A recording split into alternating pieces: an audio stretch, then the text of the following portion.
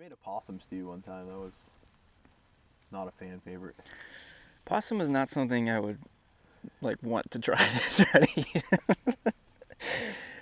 It's one of those things. It's like if I was starving and there was a possum, I'd probably starve. I don't know if I would break down and eat it. It was real, we'll say fragrant. I did it in the taste the way that it looks. I did it in the crock pot, and it stunk the whole house up for days, man. Mm. And my wife was not a fan. Yeah.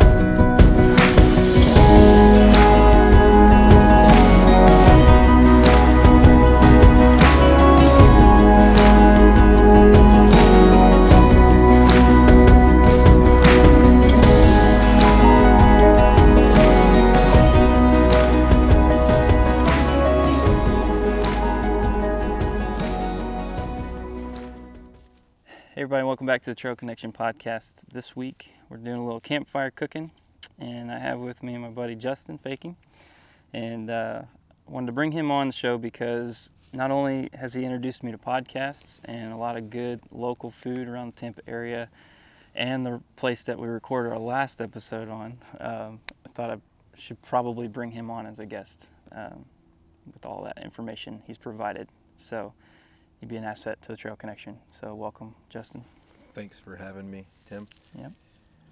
Well, so I met Tim years ago. We worked together at the same company, and I thought that would be a good introductory type conversation to have. Is we work for a company that has its roots in mining. So in the state of Florida, where we live, there are a couple of significant landholders, and the state of Florida and its various government entities is the first largest landholder in Florida. And I've heard, I haven't fact checked this, so it could be wrong, but I've heard that Florida Phosphate Holdings is the second largest land holding in the state of Florida. And so those are the various companies that comprised that make Florida Phosphates, but the company we work for obviously is one of the largest in Central Florida. And so having a need for money, and having a love for the outdoors, and then having them almost contradict each other, and that we both choose to maintain employment at a company that some would argue destroys the environment that we love. How do you balance that in your mind? Well, for me, try not to think about it too much. Honestly, it's kind of separate. I mean, anyone who really knows what we do in our company, the facts, they know that we're very environmentally conscious, and we try our best to make sure that we're not doing any harm to the world around us. But there's a lot of ignorance that goes around with that. But I think that one thing that goes without saying for you and me is we know that in our company does a lot to reclaim the land that we mine and try to put it back the way that it was, and provide opportunities for the communities to enjoy that land once we're done with it. And I don't know if that answers your question at all. It's probably not at all. Long story is, well, I mean, I think it's interesting to think about humans being the most invasive non-indigenous species. If you think about, if you want to think about anthropology of the human race and how, we've kind of peopled the world and spread out. And, right.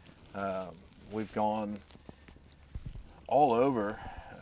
this continent and looking for a place to live and a place to be able to, bring forth the next generation. And the havoc that we've kind of wreaked along the way is pretty substantial when you think about it. If you were able to get in a time machine and go back, a lot of people will argue the times, but say you go back before there were people in the New World, right? So before you had the European invasion of the United States of America as we know it now, and you look at the landscape, and it was so vastly different, because what the settlers in the New World found here that they didn't have in Europe was natural resources. So you look at these folks coming over who never saw densely forested trees, and they never saw wildlife running around, and they never had access to it because the wildlife in Europe belonged to the people who own the land. And so most people in the European nations that populated the States, they never had access to the wild game resources and the forest resources. And so when they came over, they took full advantage of it right off the bat. They started chopping down trees. And if you ever watched the kids movie Pocahontas, you see a little bit what I'm talking about. They jumping around, digging holes, looking for gold. As soon as they touch the New World, we're gonna find the gold. And so that's kind of where I always struggle. Like, I love to be out here in the woods. I love to be out in nature and enjoy it. But just my being there is impactful to it. The way we walked in here today, we didn't take a trail. We kind of made our own trail. And so what are we doing? We're squashing bugs and critters and stepping on wood and stuff like that, and we're disturbing the nature around us. And so it's a conflict that I have, and then to take that back to our initial conversation around our employer and what they do. It's very invasive. Yeah, it's tremendously invasive. We do a great job with restoration. We do a good job of putting it back the way it was before we got there. But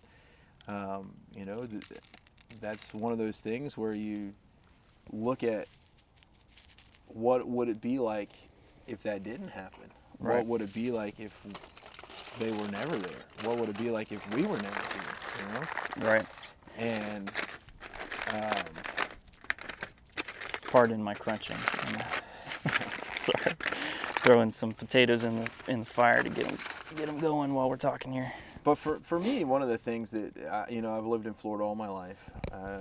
I've seen this area where we live explode. When I was growing up, there were cow pastures and orange groves, and there weren't houses, there weren't subdivisions, there weren't grocery stores at every corner. And they recently put in a Dollar General right up the street from me, and it kind of like made me sad to think that, man, civilization is coming out to my neck of the woods. And I can remember growing up never hearing the road traffic from the interstate, and then there was a point where I realized, what is that noise? Man, that's the interstate. That's traffic on the road. Yeah, it's funny because we're sitting out here not that far away from a major highway, but also the interstate as well. And you can't really hear it right now, but you'll hear some plane traffic flying overhead or whatever. But at some point throughout the night, you start to hear those semis driving by, and like all of that invasive traffic that just the sound just carries through the woods, and it only gets louder. The closer that the further out you get, because there's just not a whole lot of sound barrier blockage. You just have the trees and everything, and sound kind of carries through it. But You're right. I mean, I've grown up here in this area too. I mean, literally my 32 years on Earth have been in Bonona, Florida, and it's crazy to watch the areas all around us developing like crazy, and we're kind of in the last little leg that's holding out. You know, Remember the Alamo. it's only a matter of time, but yeah, it's. I definitely agree with the fact that like probably the older that I've gotten and the more that I've gotten into this hobby of hiking and camping as I've gotten a little bit older, I've made it more of a priority to not leave a trace. You know, when I'm out here, you know, obviously there's going to be a little fire pit when we're all done, but you know, we'll do our best to kind of put things back. Potatoes? We'll do our best to kind of put things back the way that they were, you know, but it's kind of impossible, but that's definitely something that's important. I mentioned it on previous episodes. Like I'm really trying to instill that in my kids, you know, as we kind of learn this process together, and I can start introducing them into doing things in the woods and all that. Like really taking to heart that you want to leave things the way that you found them, and so yeah. Yeah, there's one of my most favorite quotes from Teddy Roosevelt. I won't get it right because I just don't memorize things now that we have Google. No point in memorizing anything. Right. But essentially, he, you know, founder of modern conservation and whatnot. He's got a lot of really good quotes around that conversation. But he essentially said that like the greatest good for the greatest number is true. And so one of his, like, he had a lot of opponents who were saying, oh, the greatest good for the greatest number, we should be tearing down these federally owned lands and utilizing them for, you know, recreation and utilizing them for natural resources. And he said that, you know, that's their slogan was the greatest good for the greatest numbers. And so they would use that to try and get people behind, hey, let's rape the land, right? Mm-hmm. And so he said, you know, the greatest good for the greatest number is absolutely true. And he goes, but it's not just now, it's for the children in the womb of time. And I think that's like a really awesome thing to kind of think about because, you know, we both have kids, right? Mm-hmm. We want our kids to be able to experience this, but they're going to have kids and they're going to have kids and they're going to have kids, Lord willing. Yeah. And then, you know, how much of this do we expect them to be able to enjoy? And that's, you know, that's one of those things where I look at Florida and, you know, you go back 100 years and Florida didn't have hardly anybody here. It was, you know, kind of populated around the coast, but it wasn't really until air conditioning started and Walt Disney, thank you, before people started flocking to Florida in mass numbers. And as a result, now, like, there's housing developments everywhere. Like, we look at all of the things that humans have done, you know, the Everglades. The Everglades used to flow a certain way. We built a road through the middle of it. Now it doesn't flow that way. And, you know, a lot of people say that's the reason why we have all the red tide blooms in the Charlotte Harbor area. And you know, Charlotte Harbor is this huge estuary area. And then that's like crucial for, you know, fishing. If you don't have baby fish, you don't have big fish. And if you don't have big fish, people don't come to Florida to go fishing. You know, Florida's touted as one of the largest fishing destination places in the world. And so we thrive on tourism, but we're kind of shooting ourselves in the foot because the more people we encourage to move here and the more we damage the natural resources that make us special. Yeah. And so it just north of us here, you know, there was a road that was connected, so you can kind of get to the Wesley Chapel area if you shoot up 301. The new 54. Yeah, and I drove that road 2 weeks ago, and I was looking at all the landscape, and it's beautiful. It's beautiful. It's awesome to be able to drive down that road and see it. Yeah. That's like Florida, you know, scrubland. Yeah. Pasture and cypress trees and oak trees and just all the different like swamp to dry land terrain change through this area. And how long before you start seeing mini malls popping up? Yeah. And that's how I go back and justify, our company owning all the land that they do and doing what they do with the natural resources there. At least we're restorative. When we go in and we're invasive and we destroy it, we put it back. We may not put it back 100% the way it was. Yeah. But we get pretty darn close, and we try, and we put away a lot of money into that restoration process. Right. And you can't say that about a condo developer. You can't say that about a theme park. Right. You can't say that about anything else that the tourist industry does. Mm-hmm. And so I justify it that way. Like, if we didn't do it, somebody else would, mm-hmm. and at least we're responsible corporate citizens. Yeah. Well, I'm glad that you clarified that, and because I wasn't sure exactly where you were going with it at the beginning, but it makes a lot of sense, and I agree. I mean, I was just thinking about this the other day. I was driving through another section of Tampa that's not that old. It's probably been developed in the last 15 years or so, 10, 15 years, but it's already starting to look like run down a little bit, and they've already popped up 5 miles away from there with like a brand new shopping mall and new, there's just, you drive 2 or 3 minutes down the road and they're already developing something new and making it look clean and crisp. And I mean, we just let everything deteriorate, and just instead of revitalizing that, like even from the urban areas where we're developing, we let that kind of fade and crack and all that, and then move and build something brand new that's 5 minutes closer for convenience. Yeah.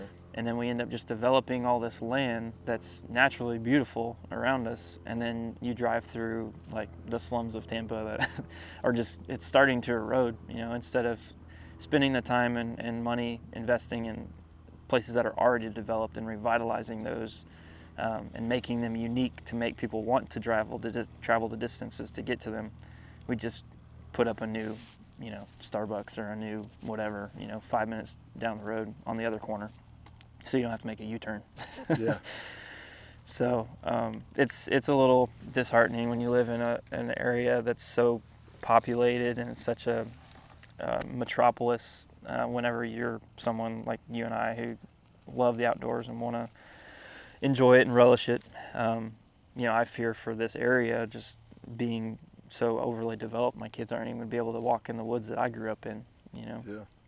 So I think that, like I mentioned, we're kind of on the little holdout section, and it may be several more years. My kids might be in their teenage years before they start blowing up this area out here, but I thought that for the longest time that road you were talking about wouldn't connect because it was part of the protected property or privately owned property along 2 major roads in the middle of it, and you just got to name the right price for these people, and then that land is sold. Or weigh them out, right? So, Yeah. Joe somebody owns the land, and then he gets old and dies, and then his kids take it, and his kids don't have the same value in it. And Right. so they say, yeah, let's split it up, sell it off. We can make a killing. Yeah. Thanks, Dad. Yeah. And then, do that 3 or 4 times, and next thing you know, you've got New York City. Right. Yeah. And what I mentioned it, a little bit in the last episode, we're out at Colt Creek, but when you were telling me about that place and we were talking about the history of it, it made me appreciate that even more, because you go out there and you see that beautiful park and all these areas that they've got cut away that people can enjoy now. But that family had an opportunity probably to make a ton of money if they sold it to a developer or something like that. But selling it back to the state and allowing that area to be turned into a protected land that other people can enjoy. I wish that there were more opportunities like that, because I think that some people, if they've got that property in their family and they're able to keep that in the family, that's great. But if for some reason you can't hold on to it, I think it would be beneficial to kind of share that with others in like its natural state and not blow it up into the next outlet mall. Yeah, and I mean along those lines, like there are, particularly out west, there's a bunch of nonprofit organizations who specialize in finding willing buyers and willing sellers and Yeah. getting them together and trying to make that happen. So out west, you've got all these public lands that are kind of checkerboarded across the landscape, and so you may not have access to a significant section of it because there's no public roads to go through. It's all bordered Right. by, landlocked. Yeah. And so there are nonprofits out there who are actively trying to remedy that situation and get more people access to the wild, Yeah. And the more people have access to it, the more people they can enjoy it, and the more people hopefully will realize the value of what we have. Yeah. That we're not. I think Canada is probably similar to us, but we are one of the few nations in the world who has publicly held lands and values them, and state parks, county parks, national parks. There's every level of government kind of works towards creating open places for people to enjoy nature, and Yeah. I think that's what sets us apart, and Yeah. we just have to be cognizant of that. When we do have the opportunity to vote for elected officials, kind of, I think everybody votes along certain issues, but at the end of the day, most of the time people vote with a party, and I think that's one of those things where for me, like, I'm conflicted because generally speaking, like, I love guns, and I'm a blue-blooded redneck, I love America. Yeah. But at the same time, some of the people who represent most of what I enjoy about America don't represent all of what I enjoy. Right. And so it's finding a balance. Yeah.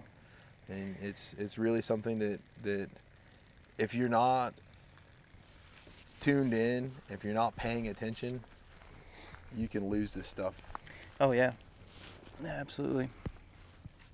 And it's hard too. I mean, not to jump into the whole politics discussion, but I mean, there's a lot of dishonesty and a lot of corruption, and they're all human, and they want to get to their point and get elected and then do what they want to do, their agenda. But they are public servants, and for the most part need to be representing what the people that elected them are asking them to do or want them to do. And I'm kind of the same way. I mean, most of the things that are important to me align with with the folks that I support. But you're right. I mean, there's always something that kind of goes along with it. You're not going to get a perfect representative, but I think that the more that people are aware of what's going on and where people stand and what they represent, and as long as you're making educated decisions, I mean, it is what it is.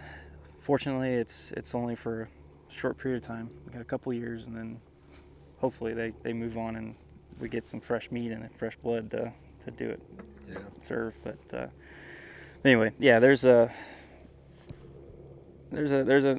more of an importance now, like I mentioned, that I'm getting a little older and a little wiser about wanting to protect and preserve, this kind of thing from my kids and for their friends and for their kids. And I'm just hoping that it works out the way I'm planning and they care about it.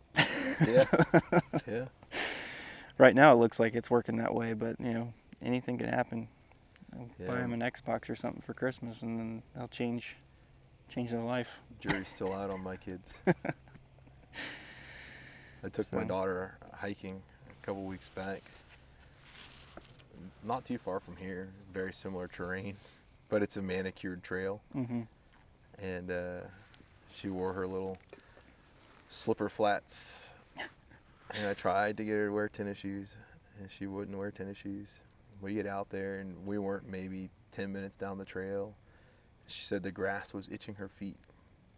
So I always keep toilet paper or napkins or something along that in my backpack, and I was able to make some little socks out of toilet paper for her feet. And I got her to hike along for another 30 minutes, but she was, as that toilet paper started to tear, she went right back to, we gotta get out of here. Yeah. So, anyways, that was a heck of an intro. Yeah. So my meal's pretty much done. What did you bring to cook today? Oh, I've got some kebabs, and I've got some sausages. So I think I'm gonna grab those real quick. Okay. I'm gonna have to take this mic off. All right. Well, while you're getting set up, I'll talk a little bit about what I got going on here. So I got myself a little filet mignon this morning, fresh off the supermarket shelf, and got it seasoned up with a little bit of salt and pepper and some Montreal spice. And I got a couple of these little things. MSR makes these great little multi-seasoning containers that are real, they're airtight, they're real lightweight, and these things have been great. They come in like a half and half, where you can do salt and pepper in one end and one in the other, and then they've got the full tube that you can fill up with the full spice. And I've got a little pouch here with several different spices that I bring out here whenever I get the opportunity to cook. And so I got my steak that looks like it's getting pretty close to the way I like it. And then in my little tin foil pouch here that I talked a little bit about on episode 2, little Weber pan, I've got some little white potatoes that I threw some olive oil on and salt and pepper and that same Montreal seasoning, and they're roasting down there in the fire. And I also did this little number. I wanted a baked potato this morning, but I didn't want to wait forever for it to cook and then it not be done, so I went with the small potatoes. But I've got all the fixings here for baked potato, so I'll share with you if you want some baked potato stuff. Got sour cream and cheese, and I use the little to-go containers to divvy it up there and keep it all separate. Some people get pretty creative with how they package this stuff. Typically, if I'm coming out here for one night, I'll kind of go to this extent, with bringing extra little fixings and things like that. But on the multi-day trips, I'm sticking to a freeze-dried Mountain House meal and boiling water, so I don't have to worry about keeping meat cold and keeping it from spoiling and all that. But yeah, I've got this nice little grill grate here that I've mentioned before, and the thing works out really well. I've got the aluminum tent pegs that are holding it up, and rake some coals out underneath that. And a couple more minutes, be cutting into the steak. Yeah, so you mentioned your seasonings. If you don't want to spend the money on individual containers, what I've done in the past is taken an old spice jar, just pre-mixed my own blend of salt, pepper. I like the Holy Trinity, salt, pepper, and garlic powder. Yeah.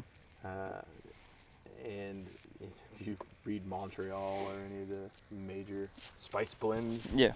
that's mostly what's in there anyways. And so I will do some coarse ground pepper, sea salt, some garlic powder, and just mix it up in a single container and just throw that in my bag. Yeah. You can tape the lid shut to make sure that it doesn't, have a nice little screw on one. Tape the lid shut. A little piece of Scotch tape works great. Yep. But that's a little life hack. A little life hack. That's nice. Oh my goodness. I've got some refined weenie roasting here. This is an adult version of a hot dog roast. So I've got some for these better with cheddar smoked sausage. So those have the cheddar infused in them. Yeah. So something to. I remember eating those when I was 10. Yeah, something to explode in your mouth when you bite into it. Yeah. So I'm trying not to do too many of these product pitches early on because I don't want to seem desperate at all. But this ice mule cooler works out really, really well for these little overnight trips and stuff. You can keep drinks or meat, or whatever you need, whatever you need to keep cold in there. You just throw some ice or some of those ice packs in there, and they're pretty well insulated. But I love it. It's got a little strap on it, so you can throw it over your shoulder if you need to, and it's light enough. It's kind of like a dry bag setup where you kind of put your stuff in there in the bottom, your ingredients in the bottom, and then roll it up and snap it in the top. But nice little tote. It's pretty good product. Yeah, and obviously we're not spending the night tonight, so yeah, I didn't throw my kebabs in there. Yeah, they were cool when I wrapped them up in foil, and I just threw them in my backpack. Yeah. So we were talking a little bit ahead of time, trying to line up some topics for discussion today, and Justin mentioned that there's some benefit to simplicity whenever you're coming to spend some time out in nature and cooking a meal. What are your thoughts on that? Yeah, absolutely. I think that to go right along with what we started with, leaving a little impact. You don't want to be dragging a bunch of stuff out, because the more you bring out, the more you have to remember, and there are times where you don't get it all right. And so if you can prepare your stuff ahead of time, if you can marinate your meat and get it ready to go, so you're not having to try and do it out there and bringing all the ingredients with you. That's the easy way to do it. And then simple meals like what we've got today, meat and potatoes, and nothing fancy, nothing elaborate. And I think it was early on, maybe your first episode, where you said everything tastes better when it's tainted with camp smoke. So yeah, that's true. And then you can get creative. You don't have to think that, there's all I can ever have is hot dogs and charred meat. Yeah. Like, you can get creative. You've mentioned cooking fish and chicken, steak. There's all sorts of things you can do. Yeah. One of the things that's kind of tough, though, about campfire cooking is regulating your heat, right? So when you're cooking in the oven, you set the oven for a set temperature. When you're cooking on the grill, most grills have a little thermometer on there. And so, food safety is important, as is anything. And making sure that you're cooking your stuff long enough and that you're not going to expose yourself to Montezuma's revenge while you're on the trail somewhere. So, when in doubt, stick to stuff that's not going to make you sick if you undercook it. Right. If you've ever watched any episodes of that show, Monsters Inside Me, I think like 1 in 5 is a result of undercooked pork. So. Yeah, I have yet to bring pork or pork chops out here, and I don't really plan on it. I'm a big fan of pork. I like it, but for that very reason, it scares me, and I don't want to have a gut bacteria or something growing inside of me. But I was thinking about that too. This morning, actually, you mentioned regulating the heat. Yeah, for this, I mean, I don't have a meat thermometer. I typically don't use that even when I'm grilling at home. I just kind of throw it either side of the meat for several minutes, and then cut into it to see what we're at. With the steak specifically, I like mine a little bit more medium rare. But I usually try to get it a little bit more well done when I'm out here in the woods. But I just cut into this one, and I've got a little bit longer than I thought. But that's because my coals are cooling off. So I've got this little setup outside the base of the fire, and obviously you pull your coals away from the base of the fire, they're going to cool off a little bit quicker. So it's kind of like charcoal cooking. I don't know.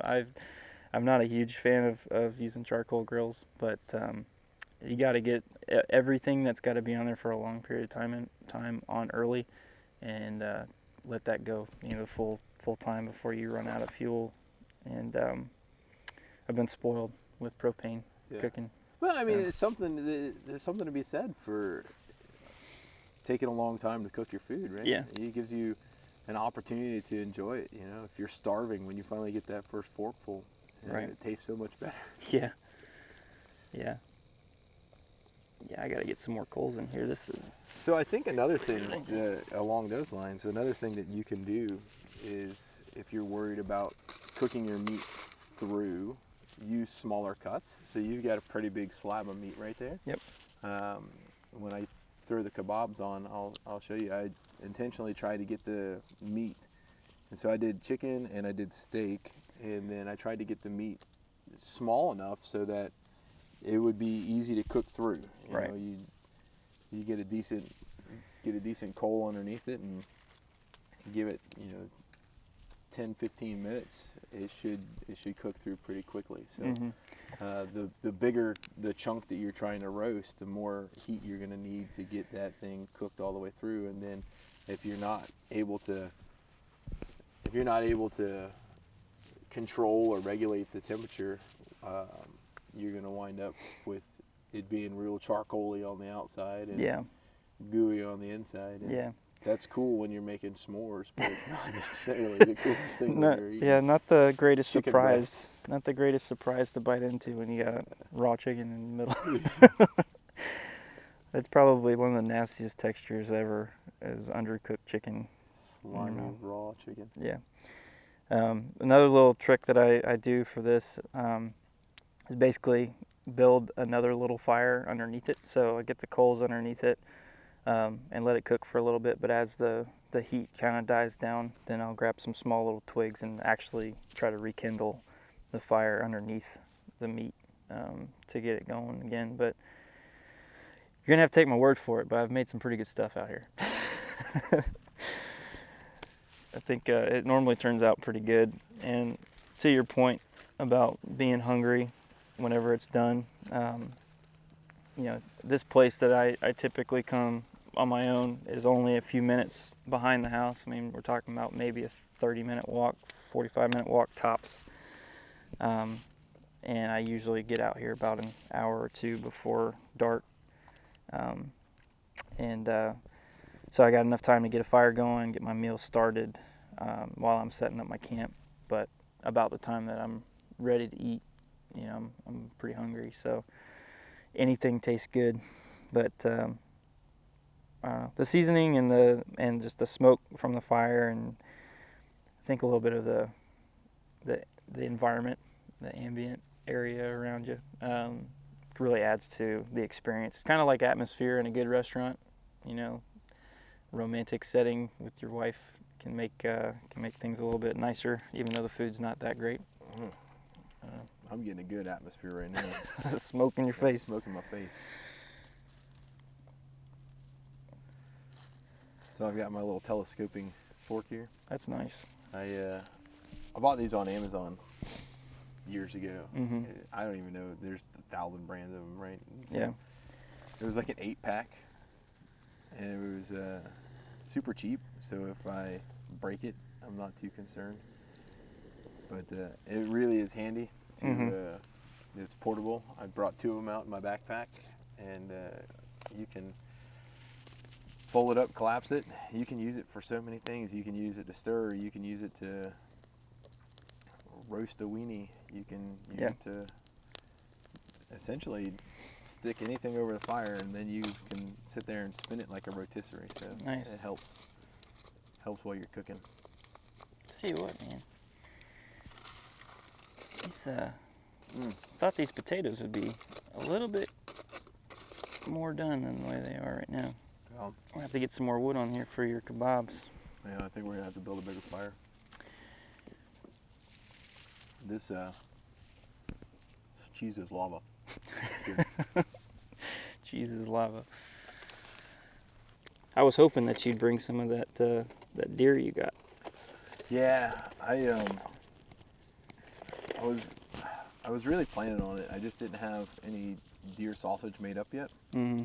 That's what's on my agenda for this week, is to make some sausage. I'm going to do some sausage, some summer sausage, and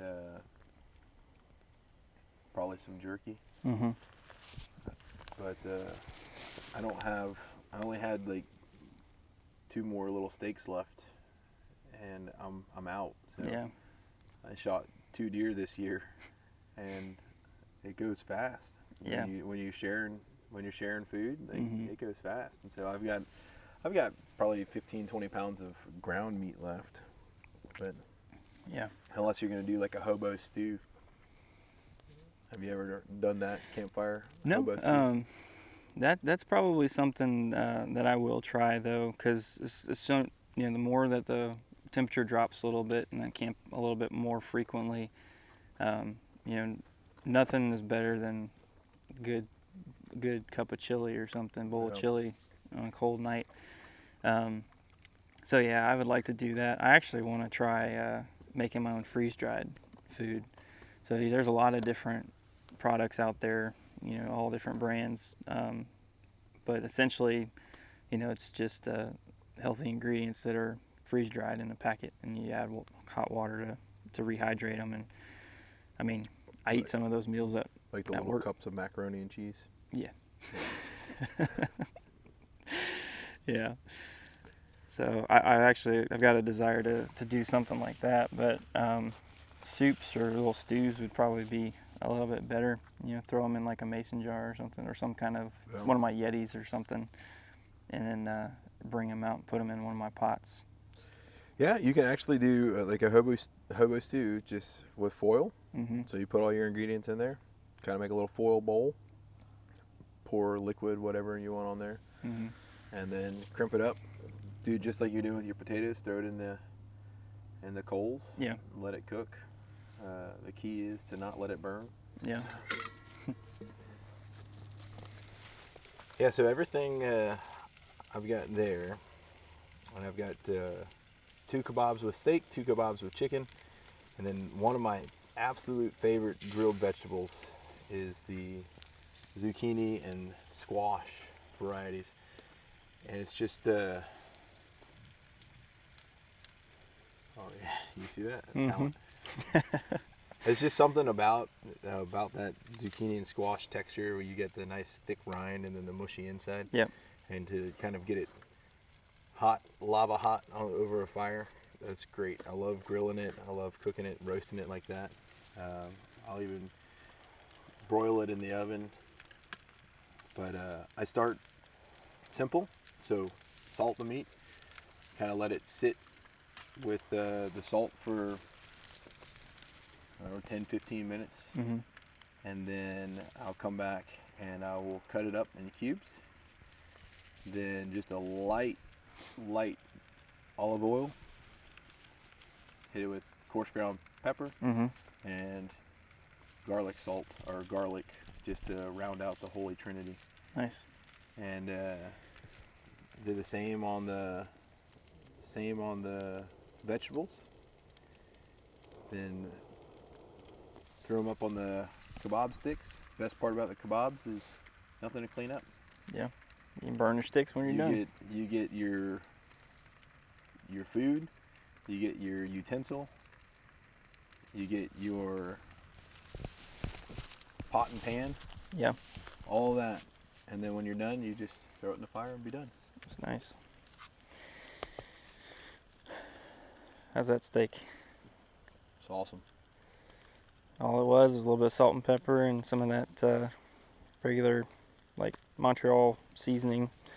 Nothing fancy, but a little bit of smokiness to it. Crispy on the outside, very tender on the inside.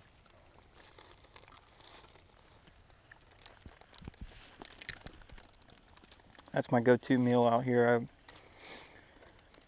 Nothing says you're a man more than cooking a piece of steak in the woods. Yeah. So I'll do you one better. Killing your own steak. there you go. Yeah, and then cooking it in the woods.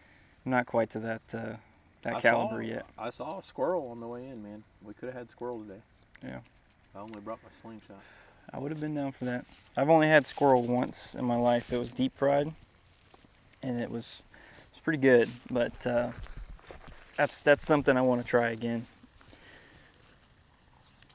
Yeah, I've done squirrel a number of ways. I've done squirrel with kind of like a light flour breading, and then pan fried. And then I've done like a squirrel stew. Mm-hmm. I made a possum stew one time. That was not a fan favorite. Possum is not something I would like want to try to eat. It's one of those things. It's like if I was starving and there was a possum, I'd probably starve. I don't know if I would break down and eat it. It was real, we'll say fragrant. I did it in the Taste crock the way pot. that it looks. I did it in the crock pot, and it stunk the whole house up for days, man. Mm. And my wife is not a fan. Yeah, it's really funny. So I got this thing right here. This is a pretty neat little tool that I picked up. One of those Amazon suggested buys whenever you're shopping for stuff. It was a little bellowing tool. It's telescoping. It's basically an old car antenna that pops out. But this thing works really great for getting down and getting some air into the coals. And I was looking for it earlier, and that's why my face was down on the ground because I couldn't find it. But then I dug it out of my back pocket. But I love this thing because it allows you to kind of get some of the flames going again without putting your face right down in the coals and getting all that smoke and ash in your face. But these are great little stocking stuffers. I gave Brad one of these last year for Christmas. It's like a $7 gift, but Yeah. it's pretty nice for an avid outdoorman who camps a lot. Anybody I've taken camping with me and I've shown them this thing, they're like, dude, that's a pretty cool little tool. Where'd you get that? And then they get one. Yeah. Because they're not that expensive. So. I told you my philosophy on making fires. Start with a handful of charcoal briquettes, Yeah. some lighter fluid, then build your wood around that. Mm. Everybody's always impressed. Yeah. Well, I'm hoping these potatoes get some tenderness to them because I keep staring down at this cheese and bacon and sour cream and I want some. They're not quite there yet. I've got kind of a touch and go relationship with potatoes. Sometimes they turn out awesome and I don't really have to give them too much maintenance while they're on the fire. But other times, like today, it's like you get one soft one and the rest of them are crunchy and then you just deal with it because you already pulled them out of the fire. Yeah. Yeah, I've done baked potatoes a handful of times. Just wrapped them in foil and dumped them in the coals. Mm-hmm. But it's one of those things where it is kind of touch and go. Like sometimes you get them just right, and most of the time you get them with a big burnt spot on one side. Yeah.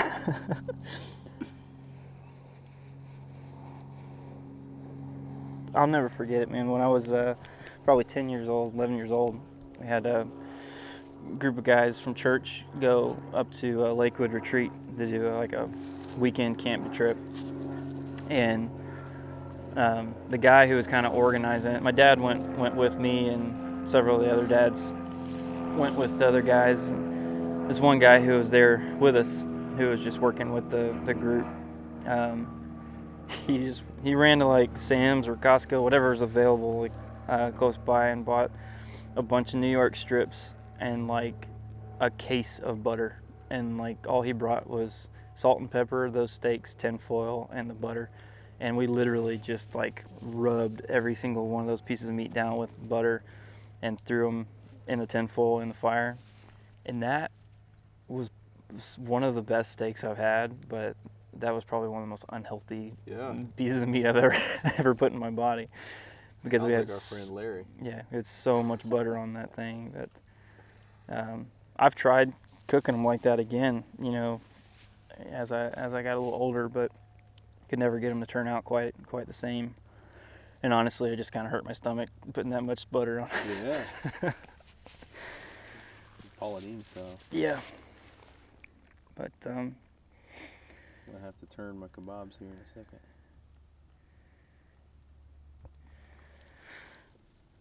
sometimes you time it right and you can eat your meal all together, but sometimes you just gotta eat One piece of ingredient at a time.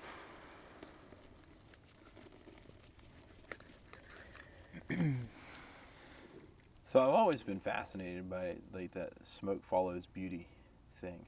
Have you ever Never heard that. heard that expression? Mm-mm. So they say smoke follows beauty. So when you're I'm not that attractive, so I don't hear that much. But I heard sometime, and I haven't done any research, so maybe somebody out there that has more time than me or more desire to know the truth will write in and say. But I've heard that actually when you're sitting around the fire,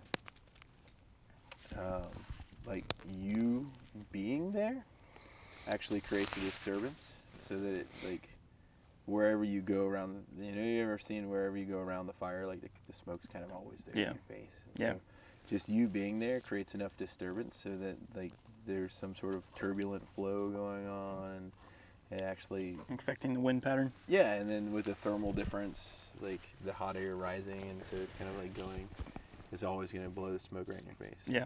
I don't know. It's something that I've heard, never cared enough to confirm, but it sounds cool, right?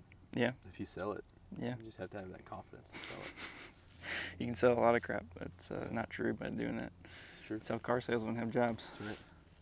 So I know some of your other guests have given their credentials as to why they have been included. So I figured I'd take the liberty to Yeah.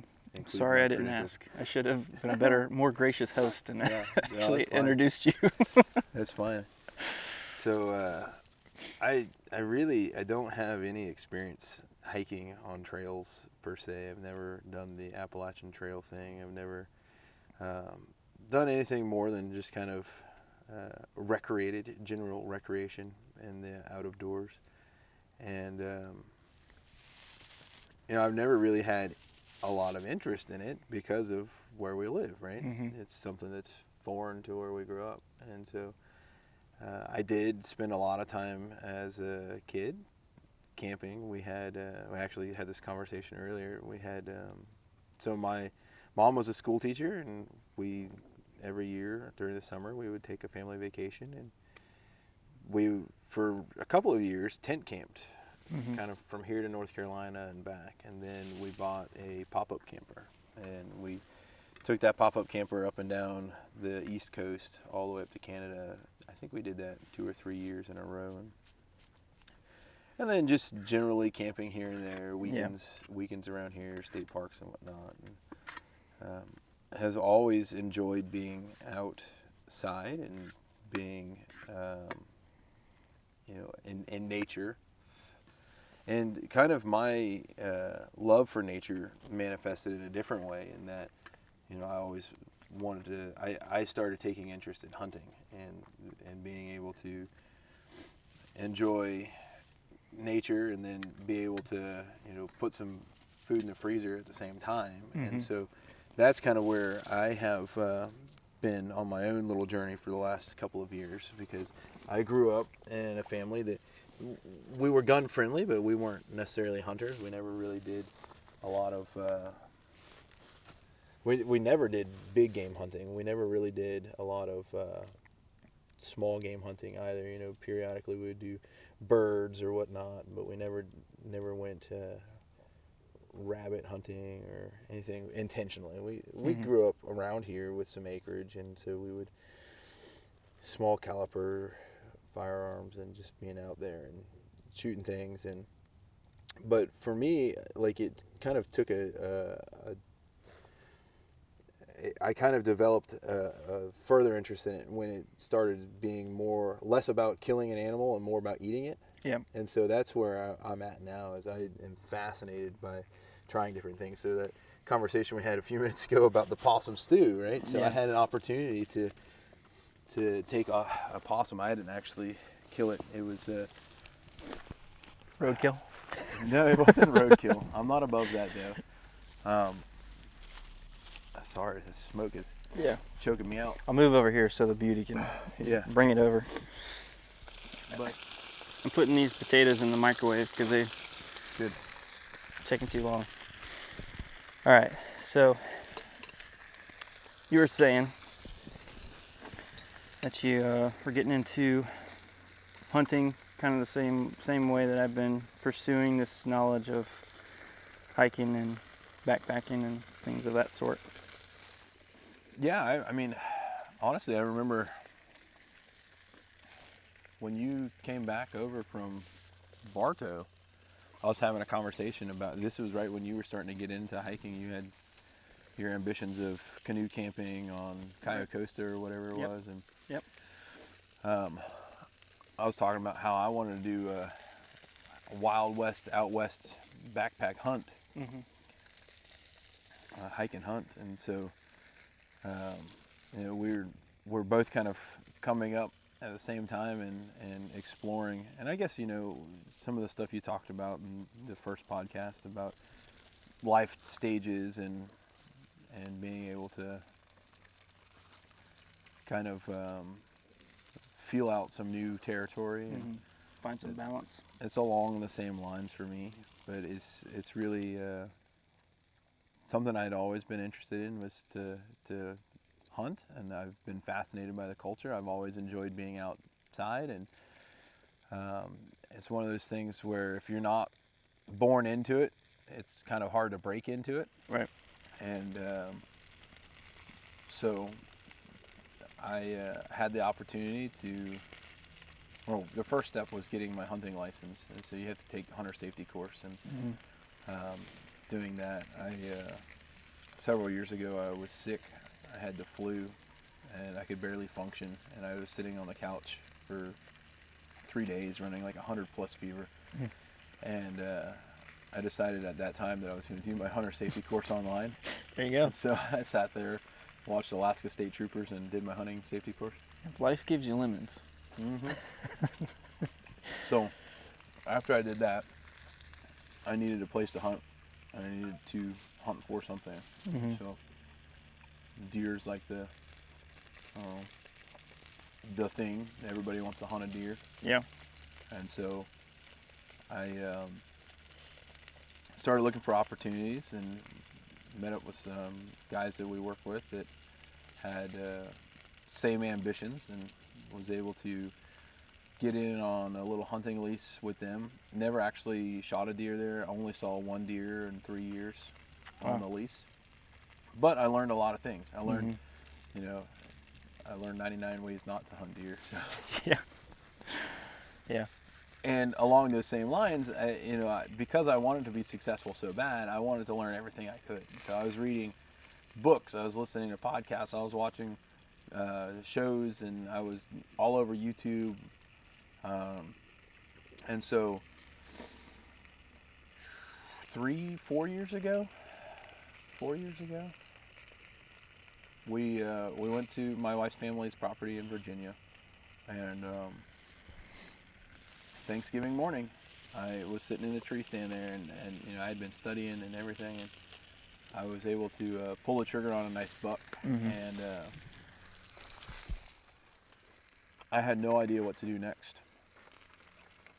You know, it's one of those things that you kind of just learn it by feel. Right. And so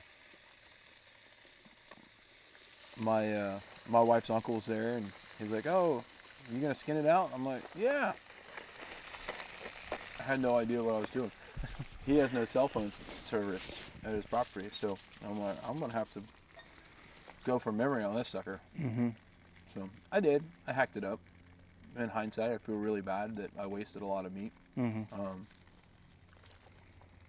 But I was able to get conservatively 30 pounds of meat that I was able to turn into sausage and steaks, and we ate it.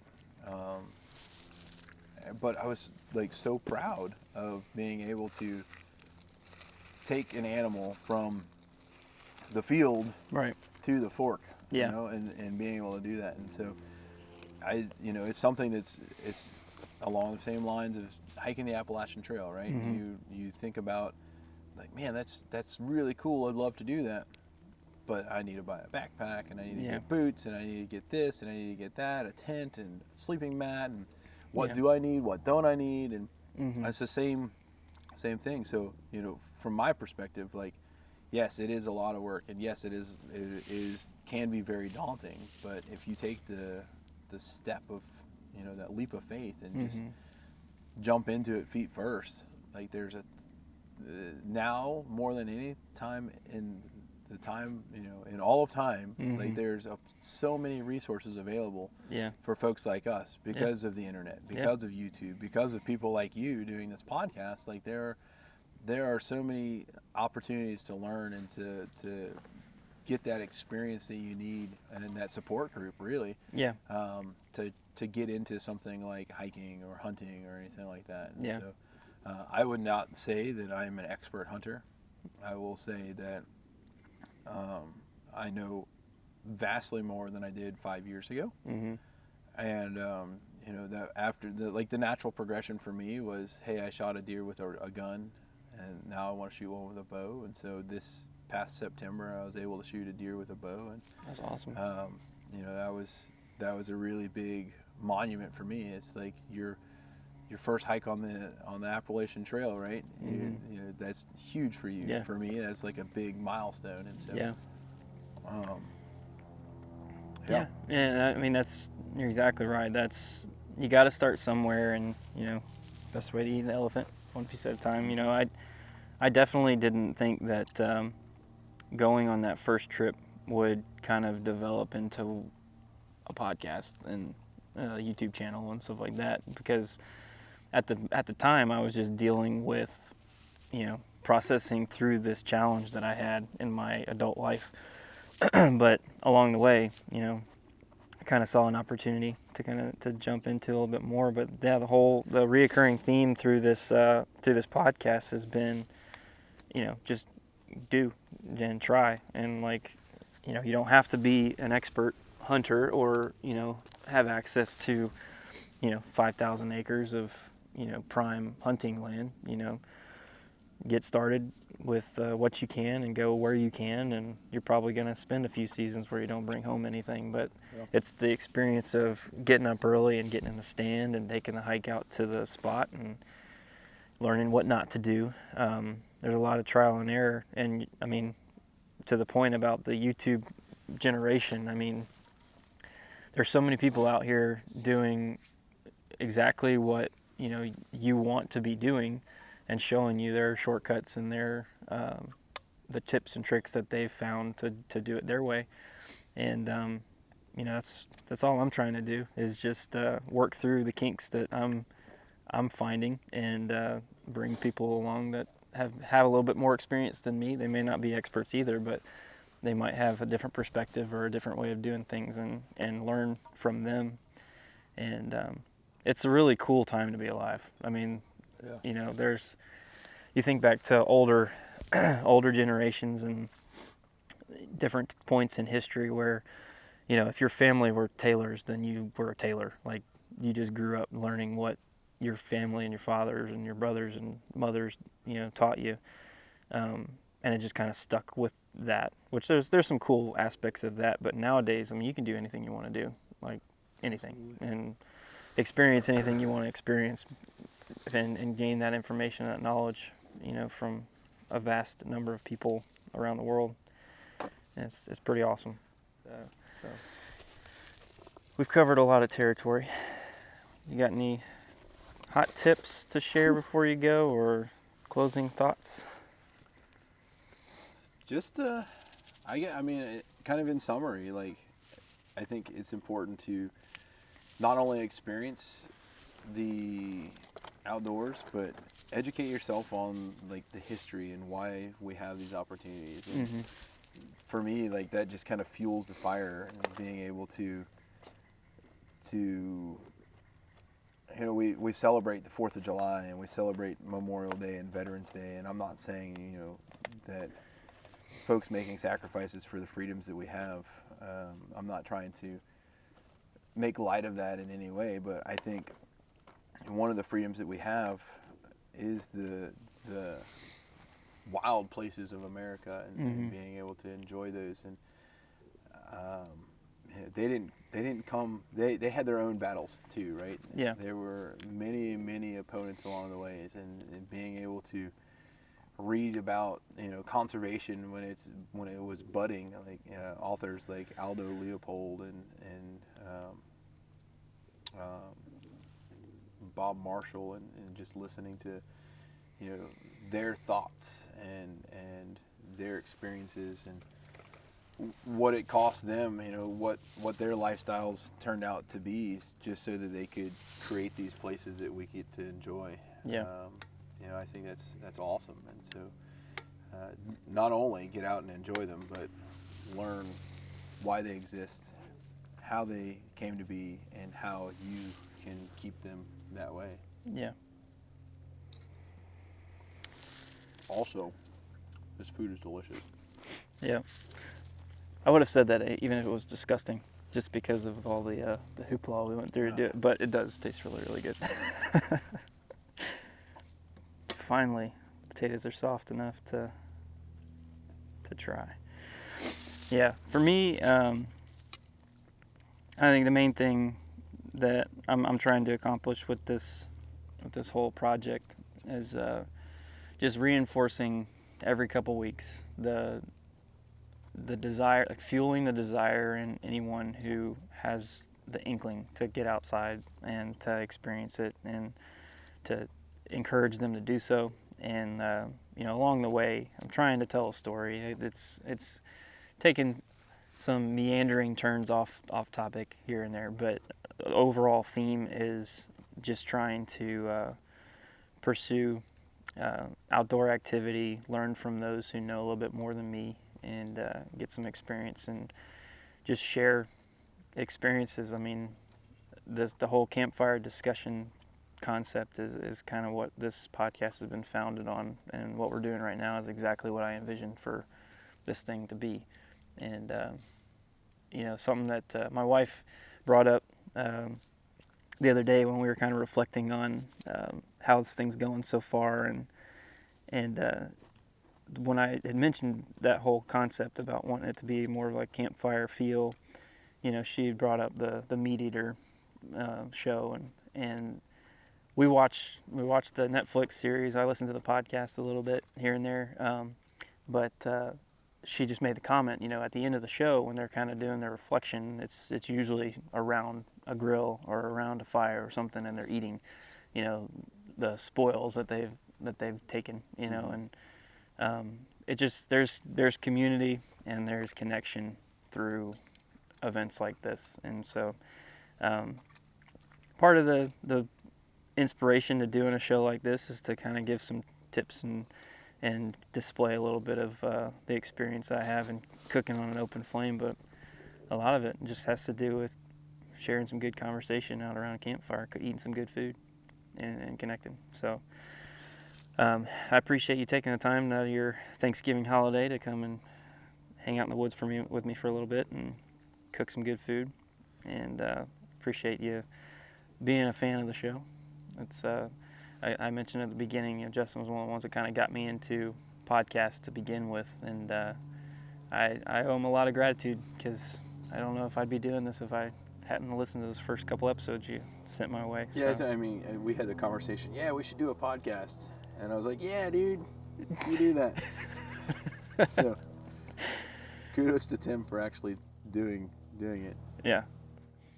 No, but yeah, I've really enjoyed this process and getting this thing rolling. I say it every episode, and eventually I'll stop, because I'm trying to figure out the best way to wrap these shows up. But I'm continually impressed by just the support that I'm getting from not only those that agree to come on the show and join in the conversation, but, you know, those that tune in every week or every other week and, you know, support me on the social media areas. So big thanks to all of you guys who are continuing to support the show and giving me your input. And I don't have any hot tips for you today, except other than don't stick your hand in the fire. And once again, I appreciate Justin for taking time to come on the show and supporting me along the way, and encouraging me to do this project. When I told him at the beginning I was gonna start it, he said, "Good for you, man. I'm glad that Good for you. I'm glad that you have that ambition." Sounds arduous. I'll watch from the sidelines. That sounds like a lot of work I don't want to do.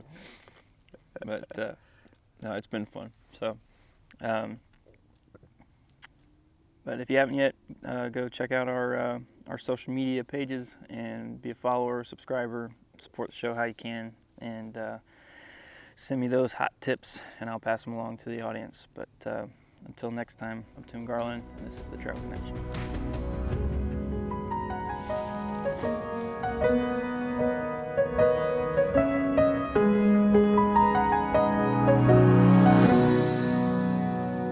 Hey guys, thanks for watching. If you like what you saw, be sure to subscribe right here. And if you want to check out some of our other videos, you can see them here or here. And if you also want to help out the show a little bit and be a subscriber of our Patreon account, you can do that right down here. Thanks guys.